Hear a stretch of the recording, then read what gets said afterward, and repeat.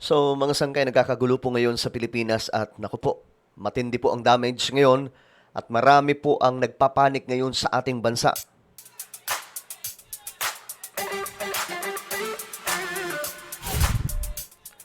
Yo guys, what's up? This is me. I'm back for another vlog today.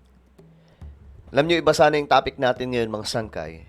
Pero, syempre, kailangan po natin pag-usapan ito. Ang tindi po nang nangyayari ngayon sa ating bansa. Kakatapos pa lamang po ng nangyari sa Cebu. At ito na naman, nasundan na naman po, mga sangkay. Anyway, bago tayo magtuloy-tuloy sa mga hindi pa po dyan nakakapag-subscribe, tayo po ay malapit na makarating sa 2 million subscribers. Kaya naman kung gusto mong mapabilang sa dumaraming mga solid sangkay, i-click nyo lamang po yung subscribe na makikita sa baba ng video na to. I-click yung bell at i-click nyo po yung all. Sa mga nanonood po sa Facebook, i-follow nyo po yung ating Facebook page. Okay. This is very alarming, guys. Isa na naman pong lindol ang tumama. Doon po ito sa Mindanao. Ito mga sangkay doon sa Davao City. Itong mapapanood po ninyo. Ayan. Koy! Kalma, kalma. Kalma, kalma.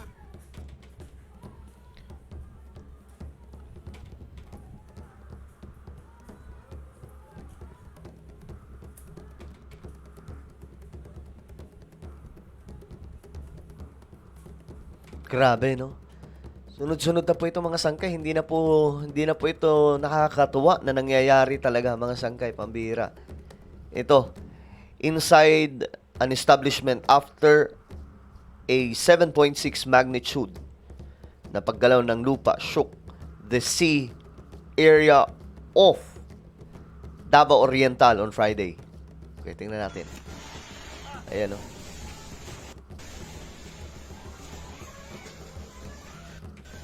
Tago, tago! Grabe. My goodness. Lord, tama na Lord! Lord!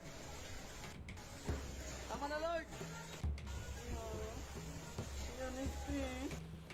Nakakaiyak na itong nangyayari ngayon, no? Grabe itong nangyayari sa Pilipinas ngayon.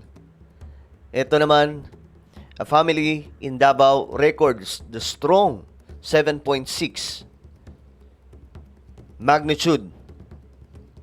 Ito sa Davao Oriental. Okay, tingnan po natin itong situation po nila mga sangkay.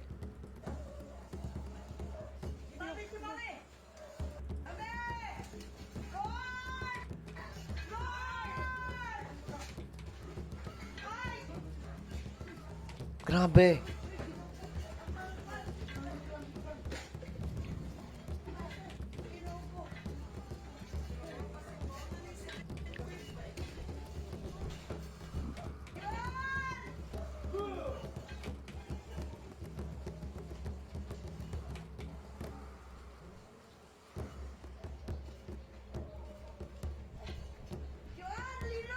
No, nagdro.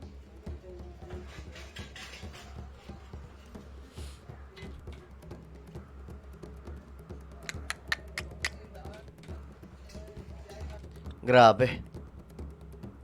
Eto, saan naman to? Mga residente na taranta sa lindol matapos maramdaman ang pagyanig ng magnitude 7.6. Ngayon lang po ito mga sangkay. Pambira.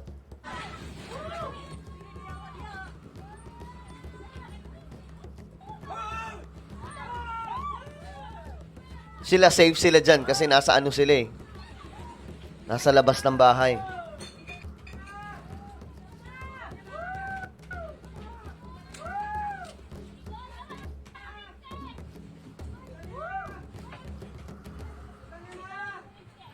Grabe. Okay. Ito naman. Tingnan po natin.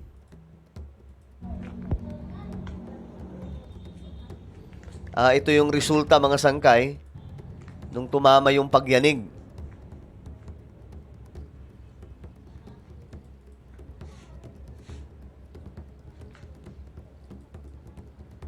Grabe, oh, TV. Laglag. Okay. Ito, napanood na po natin yan. Tapos ito naman, Davao Oriental. Naantala ang klase sa isang paaralan sa Mati City, Davao Oriental matapos yanigin. So magkakaiba, no? May iba, 4.2. Ang pinakamalakas ata nasa 7.8 or 9. Or 6. So naglabasan yung mga tao, mga sangkay.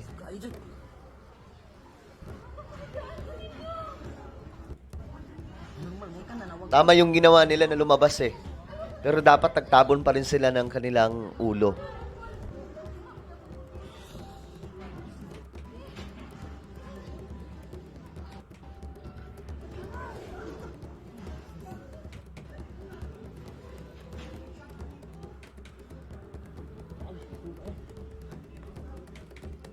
Grabe itong sitwasyon ngayon. Okay. Ito, banta ng tsunami, nag-abiso ang National Disaster Risk Reduction and Management Council sa coastal communities na agad lumikas sa mataas na bahagi kasunod ng banta ng tsunami. Ito po, mga sangka information galing po ito sa Vivox. Narito ang listahan ng mga probinsya na may banta ng tsunami kasunod ng paggalaw ng kalupaan. Eastern Samar. Pakinig kayo ha, Eastern Samar. Dinagat Islands, Davao Oriental, Southern Leyte, Surigao del Norte, Leyte, Surigao del Sur. Okay? Huwag niyong kalilimutan yan. Ito, just now, pray for Davao, 7.6 magnitude. Grabe itong nangyari. Ito, ayan, tsunami warning. Nagkalat na po ito ngayon, mga sangkay. Okay. Ito, walang pasok sa mga sumusunod na lugar dahil daw po sa tumamang paggalaw ng kalupaan sa Davao Oriental. Ito, nakalagay po dito, Davao City o levels, public and private, Coronadal City, South Cotabato, lahat. Cotabato City, lahat din po, private and public. Malungon, Sarangani, lahat din. Sultan Kudarat, including government work, wala rin pong pasok. Davao de Oro, lahat din po, walang pasok. Mandawi City, Cebu, lahat. Consolacion, Cebu, lahat din po, walang pasok. Ayan, kahit sa Davao, nag-suspend na rin ng klase. Grabe. Ito, mga sangkay. Ano to? Sa Davao Oriental din po. So, tingnan po ninyo mga sangkay itong, ano to, sari-sari store ba kung tawagin yan? Grabe. Ito naman, doon po ito sa Cebu City Hall. Lumikas sa mga empleyado ng Cebu City kasunod ng naramdamang pagyanig dahil sa 7.5 na lindol. Magkakaiba, no? May 7.6, 7.5. Lakas nun. Ayan, naglabasan po yung mga tao. Pambira. Ito naman, medical workers. Mga pasyente. Lumabas po sa hospital. Doon po ito sa Toril, Davao City. So, amping mo diha, mga bay. Grabe. Let's pray for Mindanao. Actually, buong Pilipinas po ito ngayon, mga sangkay. Ayan po, nasira ang bahagi ng ginagawang tulay sa Zilovia, Talacugon, Agusan del Sur. Ayan po, mga sangkay. Yung iba rin kasi talaga substandard, kaya nasisira eh. Ito, nagbigay na po ng pahayag si PBBM, mga sangkay. Nagpaalala po si BBM, sabi nila dito, we are working round the clock to ensure that help reaches everyone who needs it. Let us continue to look out for one another and pray for the safety of all countrymen. Mabilis po ang responde nila PBBM. I hope na sana wag po muna tayo magsiraan ngayon. Yung mga, halimbawa magpapadala sila BBM ng ano dyan, tulong, please. Huwag po natin gagawa ng kung ano-anong issue. Alright? Wala munang politika. Ito, grabe yung bahay, oh. Nadurog.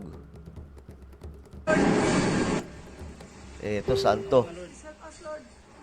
Debris can be seen na nahuhulog daw po sa isang mall doon po sa Tagum following a strong earthquake. Well, guys, ewan ko ano ba ang update natin ngayon. Check po natin. Ayan po. Sa airport pa ito, oh. Kahit sa airport.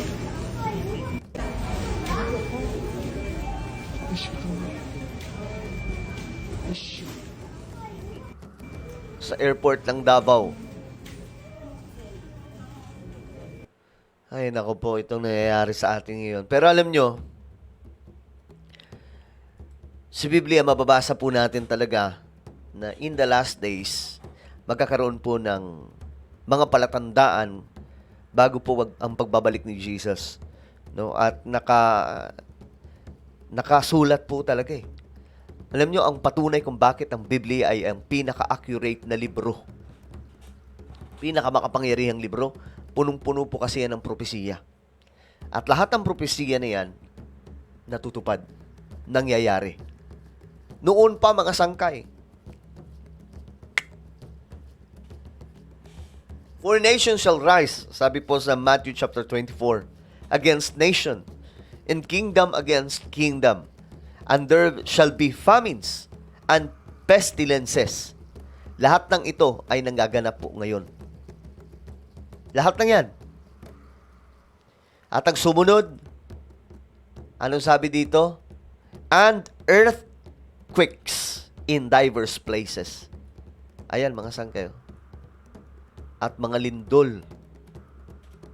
Mangyayari. Ito ay magaganap bago daw po ang pagbabalik ni Jesus Christ.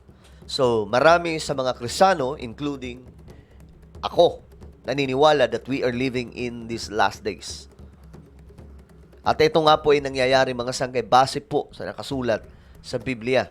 Ito, Luke chapter 21 verse 11, and great earthquakes shall be in diverse places. Before the coming of the Lord, guys, ito po ang mangyayari. So, hindi na po ito nakapagtataka. Itong mga nagaganap, actually, di lang naman po sa Pilipinas ito nangyayari. Maging sa iba't ibang mga bansa, nagaganap po talaga ito. At, dito sa Pilipinas, ganun din. So, siguro, mga sangkay, it's time to have a relationship with the Lord. No? Because we don't know. Kita noong nangyari sa Cebu, nakakalungkot po talaga. Doon sa Davao Oriental, lahat po ngayon, nakakaiyak na lang kung titingnan po natin. But, lahat ng ito ay nangyayari dahil nakapropesiya po yan sa Biblia. Pinapaalala ng ating Panginoong Diyos na ang salita niya ay hindi po nagsisinungaling.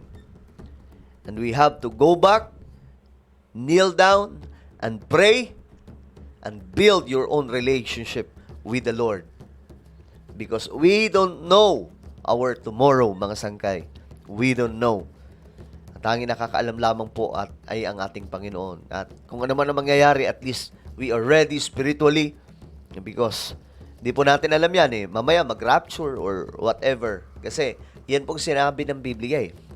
Na sa huling mga araw, magkakaroon daw po ng mga iba't ibang klaseng kaguluhan. So, ito po ay nangyayari ngayon na nagpapatunay lamang na ang salita ng Diyos ay totoo at hindi po nagsisinungaling. So mag-iingat po lahat ng ating mga kababayan ngayon sa Davao City, Davao Oriental, lahat po sa Cebu, lahat na po ng mga kababayan natin sa kahit nasa ang sulok ng ating bansa. Please, mag-iingat po and we pray for you. We pray in Jesus' name na naway gabayan po tayong lahat ng ating Panginoong Diyos, lalong-lalo na po yung mga tinamaan dyan. Alright? Well, ano po ang inyong opinion? Comment down below. Meron po tayong YouTube channel, Sangkay Revelation. Dito i-upload din po natin, mga sangkay, ang isa pong propesiya patungkol po sa mga lindol na magaganap sa Pilipinas.